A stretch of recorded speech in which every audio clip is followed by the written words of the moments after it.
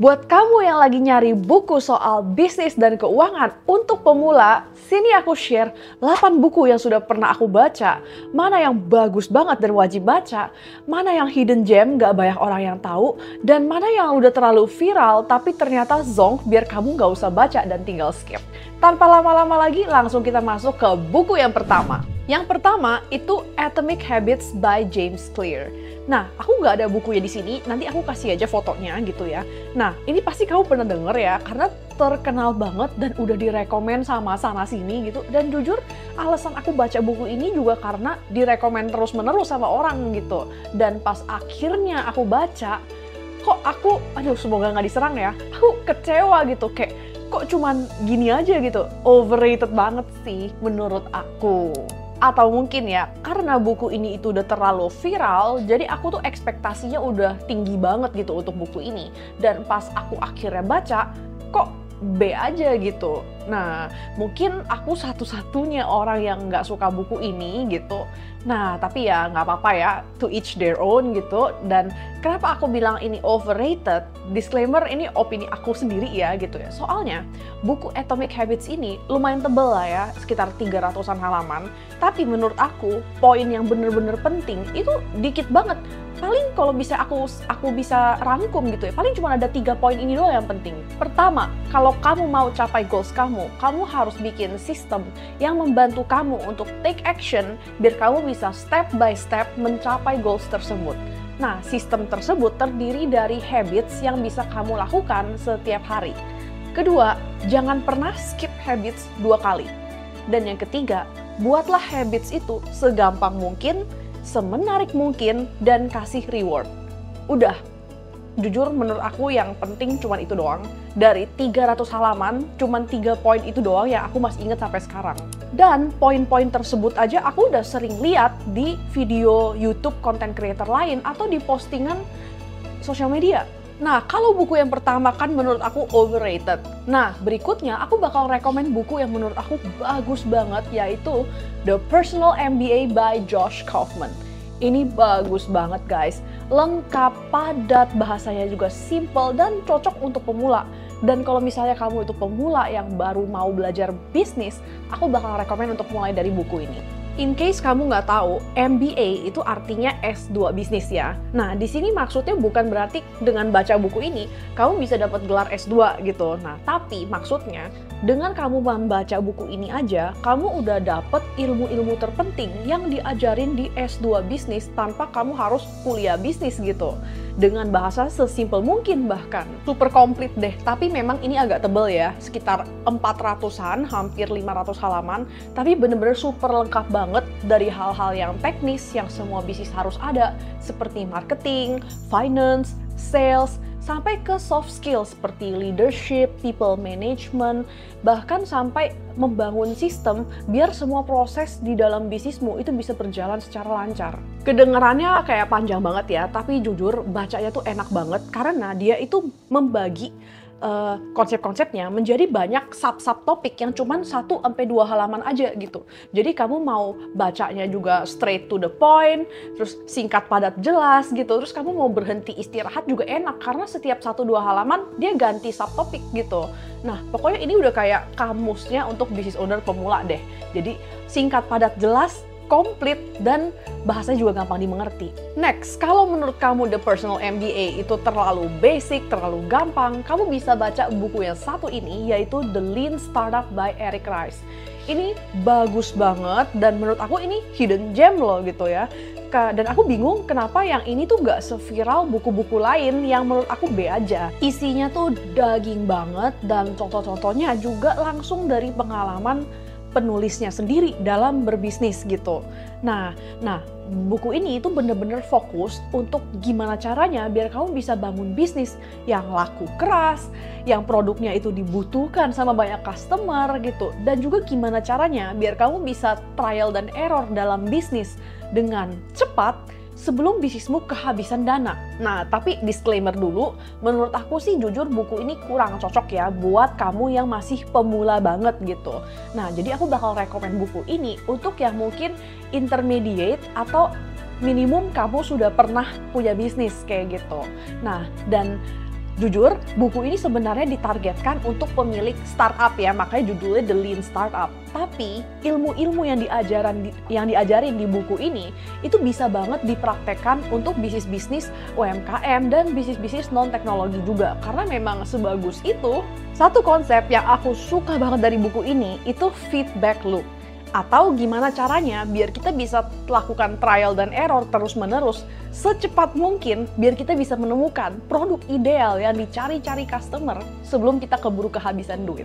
Nah, bagus banget kan? Mau tahu caranya? Ya, baca buku ini. Sebelum aku lanjut, kalau kamu suka belajar tentang bisnis dan keuangan, jangan lupa untuk like dan subscribe biar kamu nggak ketinggalan video berikutnya. Oke, next. Buku ini terkenal banget, yaitu How to Win Friends and Influence People by Dale Carnegie.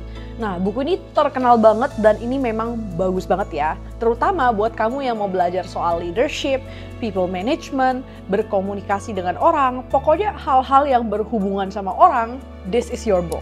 Nah, buku ini tuh dibagi jadi 3 bagian, oke? Yang pertama itu 6 ways to make people like you.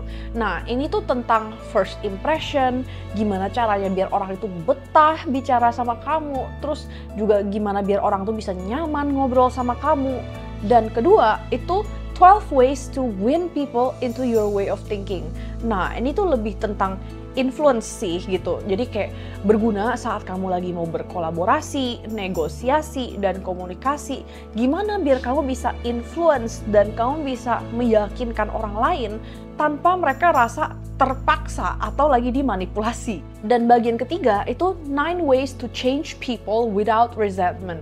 Nah, ini tuh gimana caranya biar kamu bisa jadi leader yang baik, gimana caranya biar kamu bisa menginspire dan mengubah orang biar mereka sendiri jadi mau berubah menjadi lebih baik tanpa mereka jadi kesel sama kamu. Ilmu yang diajarin di buku ini itu daging banget. Makanya buku ini tuh udah ditulis dari tahun 1936, tapi masih terkenal dan masih bisa dipraktekkan sampai sekarang. Nah, tapi sayangnya karena buku ini tuh ditulis di tahun 1936, jadi banyak contoh-contoh yang digunakan di buku ini itu udah agak outdated gitu ya, udah agak ketinggalan zaman gitu. Dan contoh-contoh di buku ini tuh bener-bener banyak banget. Mungkin buat kamu yang suka belajar dengan cara dikasih banyak banget contoh, ini bakal cocok banget buat kamu. Nah, tapi kalau aku pribadi, aku kurang suka buku yang terlalu repetitif gitu. Buat aku contoh 1-2 aja udah cukup dan aku udah paham gitu. Makanya aku lebih suka yang seperti The Personal MBA yang straightforward banget gitu. Nah, tapi aku bakal tetap rekomen buku ini ke semua orang karena memang ilmu yang diajarin itu bagus banget. Nah, dari tadi kan kita bahasnya buku bisnis melulu kan. Yuk kita masuk ke buku keuangan dan yang paling pertama ini terkenal banget, kamu pasti pernah dengar, yaitu The Richest Man in Babylon. Tapi sayang banget, sorry banget, menurutku ini overrated. Bukan karena ilmunya nggak bagus, tapi karena aku nggak suka dengan gaya ceritanya buku ini gitu. Nah, kreatif sih karena dia pakai perumpamaan orang kuno zaman bahela gitu. Makanya judulnya Richest Man in Babylon gitu. Nah, tapi menurut aku malahan itu bikin bahasa yang dipakai di buku ini itu jadi kuno dan agak susah dimengerti gitu.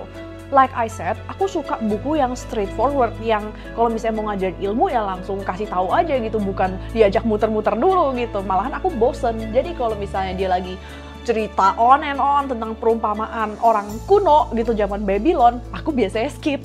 Banyak banget yang bilang kalau misalnya mau belajar keuangan itu wajib banget baca buku ini.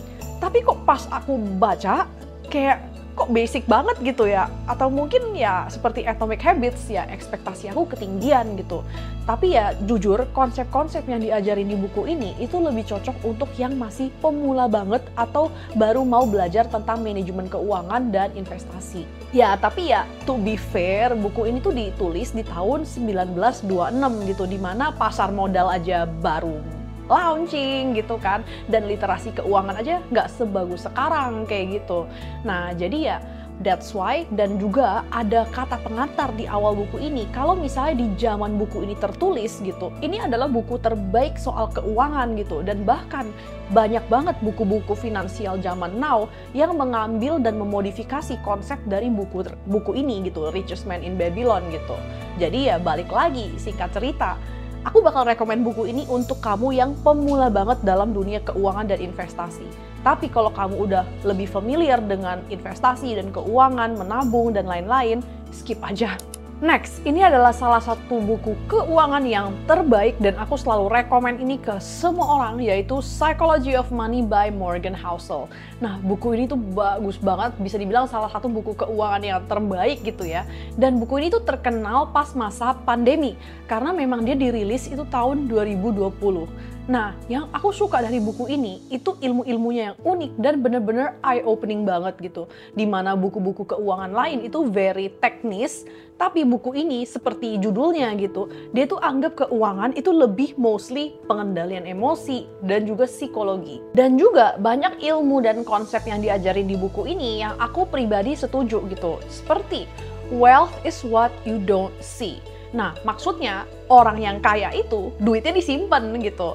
Kalau kamu belanja-belanjain barang-barang mewah kayak gitu, ya mungkin kamu akan kelihatan dalam tanda kutip kaya, tapi tabungan kamu akan menipis kan gitu. Nah, bisa jadi dia yang pakai barang biasa-biasa aja punya tabungan yang miliaran kayak gitu. Nah, karena untuk jadi orang kaya gitu, duitnya itu harus diinvestasikan gitu, bukan di-spend sampai habis. Dan juga aku suka banget sama pembahasannya yang bilang kalau yang namanya keputusan keuangan itu didasarkan oleh emosi gitu. Jadi kalau kita mau buat keputusan keuangan yang baik, kita harus bisa kontrol emosi kita. Karena orang yang paling pinter pun bisa banget buat keputusan keuangan yang salah, karena keputusan keuangan itu berhubungan dengan emosi. Next, buku yang berikut ini itu sangat-sangat hidden gem. Dan aku bingung kenapa nggak terkenal ya, karena aku pribadi aja udah baca ini berkali-kali karena sebagus itu. Yaitu Girl Code by Cara Alwill. Nah, kalau kamu adalah business owner wanita, harus banget baca ini. Tapi emang buku ini bukan tipe buku yang teknis ya, seperti cara bangun bisnis, cara atur duit.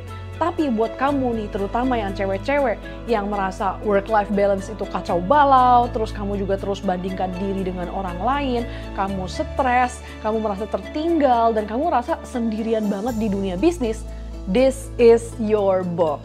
Buku ini bahas gimana caranya biar kamu bisa jadi business owner yang sukses, tapi juga bahagia gitu. Bukan jadi workaholic yang gila kerja dan cuma peduli karir dan duit doang gitu.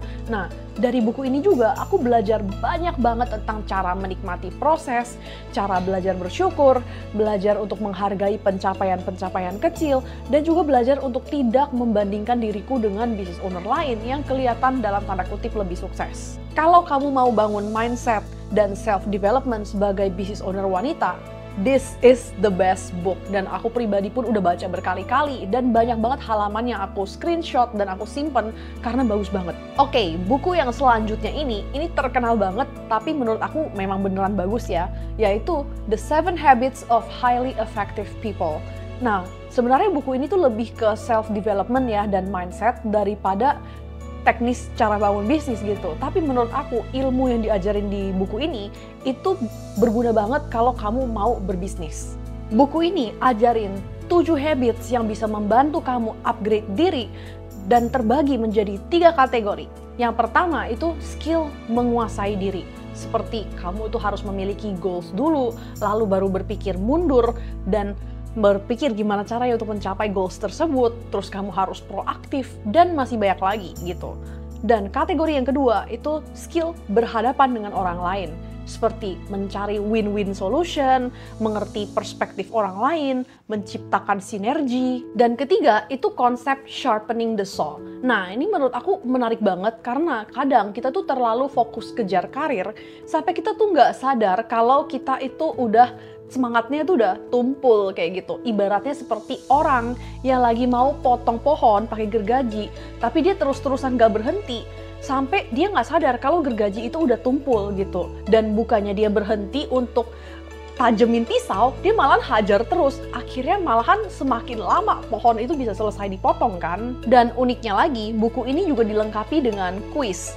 Nah, jadi kamu juga bisa tahu dari 7 habits yang diajarin di buku ini, mana yang masih perlu kamu tingkatkan dan mana yang kamu sudah oke gitu. Nah, jadi ya overall buku ini tuh must read dan bagus banget gitu, dan bahasanya juga mudah dipahami untuk pemula. Kalau sejauh ini aku udah share banyak banget buku yang bisa bantu kamu upgrade ilmu bisnis, dan mungkin kamu udah mulai pikir, mau bisnis apa ya?